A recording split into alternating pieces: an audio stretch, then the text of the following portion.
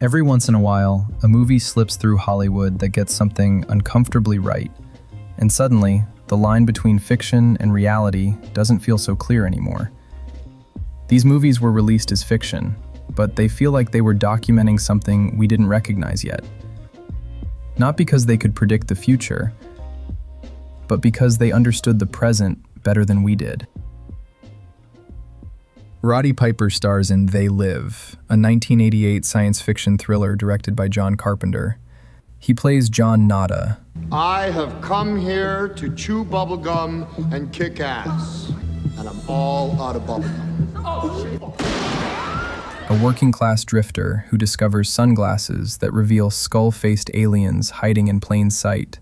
Put them back on. Formaldehyde face. That's what we got. That's enough out of you. Controlling the world through subliminal messages embedded in advertising and media. I don't like this one bit. He learns that the ruling class, whoever they are, have been manipulating humanity for years.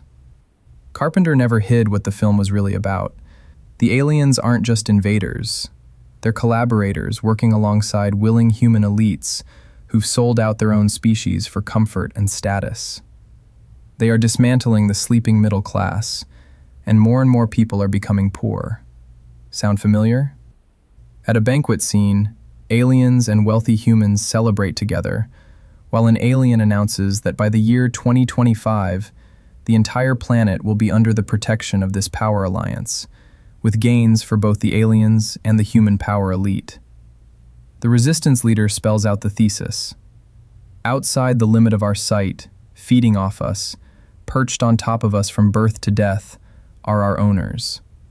Whether you read the aliens as corporations, the 1%, secret societies, or something stranger, the film's premise is that a hidden ruling class controls information and collaborates with human elites for mutual enrichment.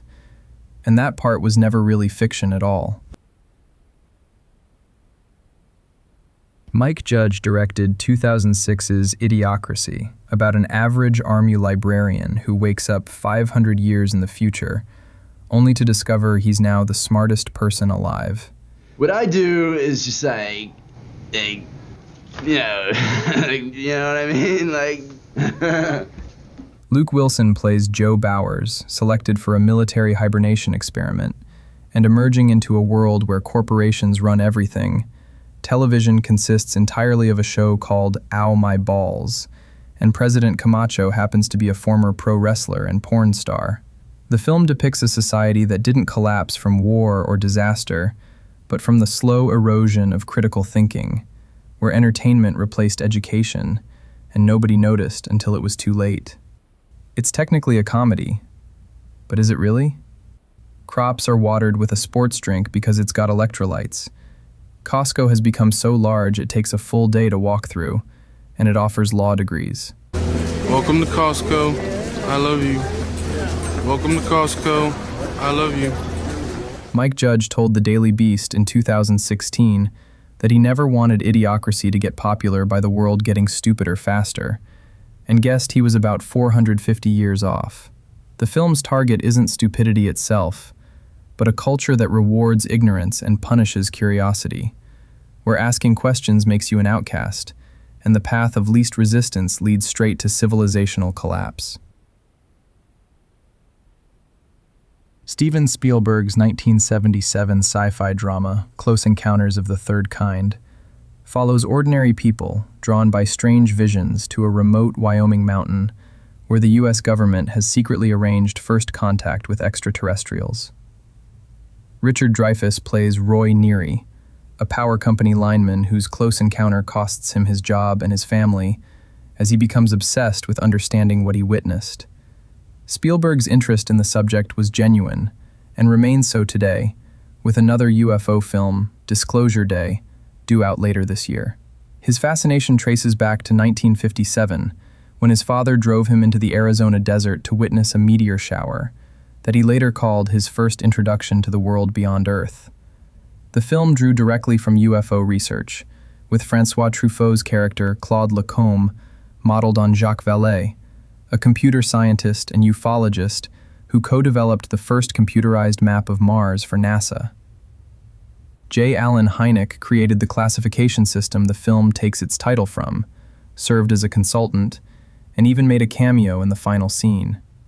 Hynek had originally been hired by the Air Force to debunk UFO reports, but became a convert after reviewing thousands of witness accounts. Congressional UAP hearings that began in 2023 featured intelligence officers testifying under oath about crash retrieval programs and recovered non-human biologics, which echoes the film's central premise almost exactly. Sidney Lumet's 1976 satire, Network, depicts a failing television network that transforms a mentally unstable anchor into a ratings sensation by letting him rant about his rage on live television. Peter Finch plays Howard Beale, who announces he'll commit suicide on air and gets fired, then kept on when his breakdown attracts massive audiences. Faye Dunaway plays the programming executive who packages his madness as entertainment. Paddy Chayefsky's screenplay won him his third solo Oscar, making him the only person to achieve that distinction, and Finch won Best Actor posthumously. The film's thesis is that television will do anything for ratings, including exploit a man's mental breakdown and broadcast his deterioration as entertainment. Beale becomes a prophet figure, screaming about the death of truth and the corruption of institutions, and the network doesn't care whether he's right or wrong, as long as people keep watching. Chayefsky understood that anger is engaging, that outrage keeps eyes on screens, and that a system built on attention will inevitably learn to manufacture fury. The film imagined news becoming entertainment and rage becoming product, and legacy media spent 50 years proving Chayefsky right. Jim Carrey stars in 1998's The Truman Show, about a man who discovers his entire life has been a television show broadcast to millions without his knowledge or consent. Carrey plays Truman Burbank, an insurance salesman living in a manufactured town called Sea Haven, where 5,000 hidden cameras capture his every moment. Ed Harris plays Christoph, the show's creator who has controlled Truman's reality since birth. The film asks what happens when someone realizes they're being watched, and more disturbingly, what happens when everyone else already knows and doesn't care. Truman's neighbors, his wife, played by Laura Linney, are all actors paid to keep him inside the bubble, performing friendship and love, while an audience of millions watches him sleep, eat, and grieve. Christoph justifies the deception by arguing that Truman's world is no more fake than the real one, that at least his cage is comfortable. The product placements are woven directly into Truman's life, with his wife cheerfully pitching kitchen gadgets during breakfast while smiling at cameras hidden in the walls. When Truman finally starts questioning his reality, the system deploys fear, manufactured trauma, and emotional manipulation to keep him contained. The movie's premise isn't really about hidden cameras, but about the slow realization that your reality has been manufactured for someone else's benefit, and the terrifying question of whether escaping that reality is even possible.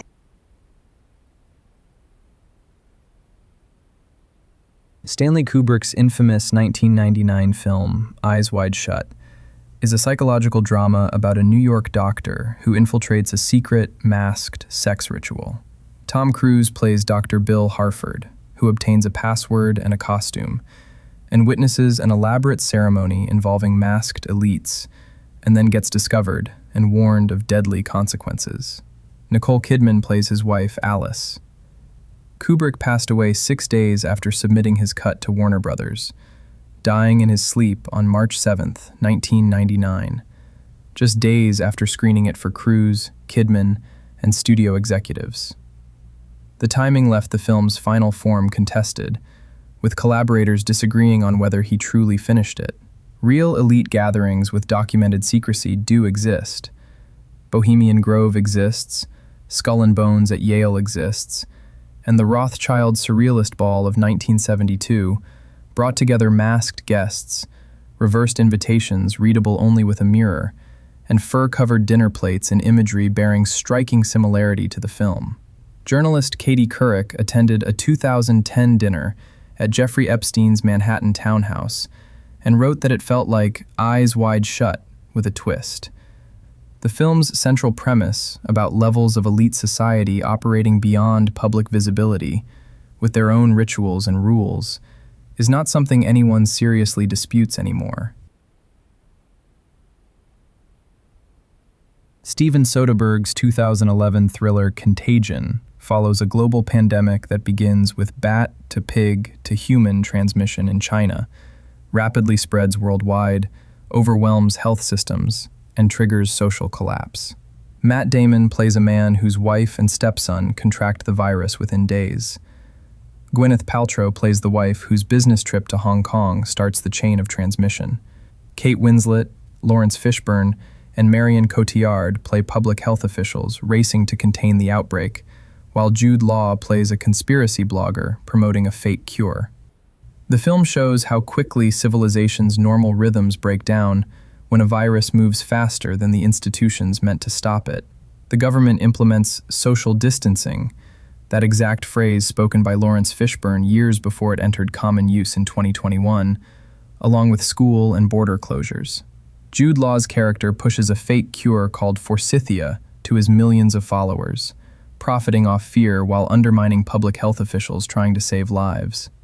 Soderbergh later admitted they still underestimated one thing: failing to imagine the conspiracy theorist character would essentially be the President of the United States.